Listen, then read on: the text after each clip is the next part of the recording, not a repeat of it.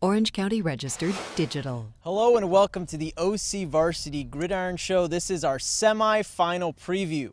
We're here at Garden Grove. I'm being joined by Dan Albano and Steve Fryer. I'm your host, Jonathan Khamis. And guys, we usually talk about the Pac-5 to kick off the show, but not going to do it this week because all of our teams are out of it in Orange County. The only Trinity League team left is St. John Bosco. So we'll start off talking about the West Valley Division, and we'll transition into the Southwest. West Valley Division, guys, the last OC team left standing is Mission Viejo, and they take on Great Oak. And the Diablos last week defeated Rancho Cucamonga 38-35. Great Oak beat El Toro 27-24. Mission Viejo's running back Rome Innocenzi, he had 3 rushing touchdowns and a late one that gave Mission the lead. This was quite a game, Dan. Oh, yeah. And a guy who came up big for Mission Viejo was Brock Johnson. Mm-hmm. It's, really his second really significant, clutch performance in the fourth quarter in a really meaningful game. The junior quarterback's really come along, and he's, proven to be a pretty clutch performer.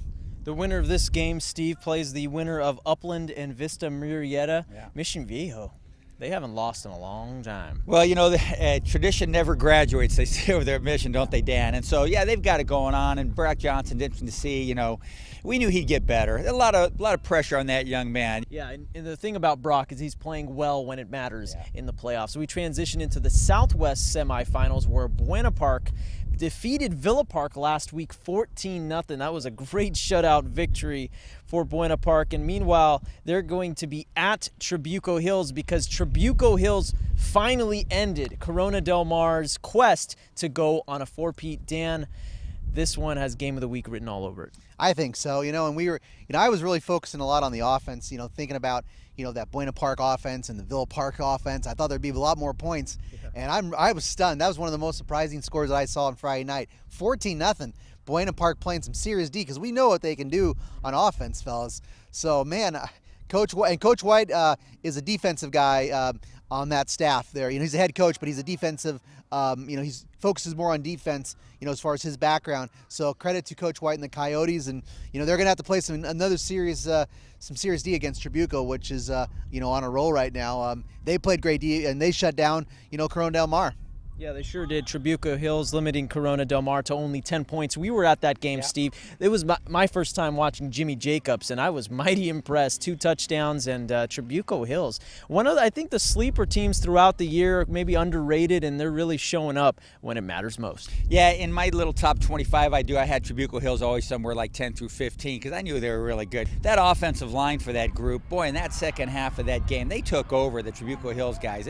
And that's a very fast and very effective defense. They have a Corona Del Mar. For them to push those guys around in the second half, and Chad Crosby was just a horse, man. He was just doing great. And Jimmy Jacobs, he came through, and like you said, when I saw Trabuco play San Clemente a few weeks ago, I knew Sam Darnold was going to be great, but Jimmy Jacobs, I go, wow, this kid, he throws a pretty nice ball. So that's going to be a dynamite game. And like you were saying, Dan, Buena Park's defense, they're very fast on that side of the football, and they're going to give Trabuco Hills a heck of a push, man. It's going to be fun to see that one. You mentioned San Clemente, and before we jump the gun, it could be a final in the Southwest Division between San Clemente and Trabuco Hills. But first of all, they got to get through their respective teams, and San Clemente has to get through Capistrano Valley, which is a Seaview League rematch. Capo beat Valencia last week 36-7. It's the first time the Cougs are in the semifinals since 1990. Also, the Tritons beat Foothill 56-7. Darnold with 5 touchdowns, Dan. Yeah, I saw Capo Valley play last week against Valencia. I was very impressed. 26-7 victory. Like you said, they're really turning back the clock. Adam Gordon's a really good player down there, two-way player. He was all over the place. I mean, he returned a key 31-yard punt for a touchdown. He kicked a couple of field goals, caught a touchdown reception from Gavin Pruitt. They're very comfortable on offense. They run the hurry up. They spread it out.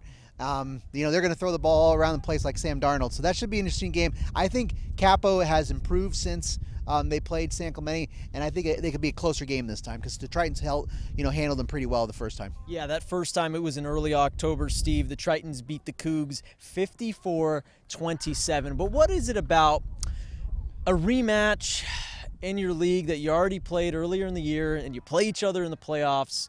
What do both teams have to avoid, some kind of pitfalls that they played earlier in the game in the season? Well, you're going to have to throw in a couple of wrinkles this week, because they know each other so gosh darn well. They've been going, coach has been going to each of the other team's games, and not just when they played each other, but they're always in the stands. And sometimes the kids go to watch the other guys in the league play and all that. And so, throw in a couple of wrinkles. And, fellas, check out the quarterbacks that are in the semifinals. Pruitt at Capistrano Valley, Taylor at Buena Park, Darnold at San Clemente, and then, Jimmy Jacobs over at Tribuco. I mean, what a great group of quarterbacks in that Final Four. You can't go wrong watching games in the Southwest. It's perennially one of my favorite divisions to cover in all of OC high school sports.